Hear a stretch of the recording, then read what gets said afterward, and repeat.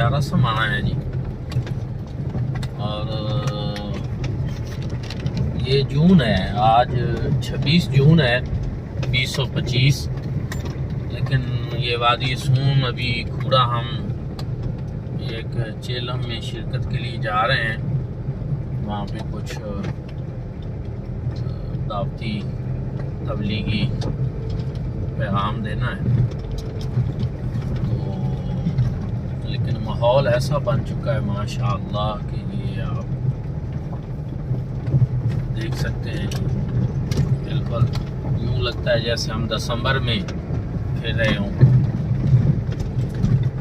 वादी सून में गर्मी के दिन भी आ जाते हैं, कभी कभी गर्मी हो जाती है, लेकिन इसके बावजूद भी अल्हम्दुलिल्लाह यहाँ पे जो है बड़ा ही प्यारा माहौल, मौसम, चीज़ें, अल्लाह का शुक्र अदा करना चाहिए इसमें।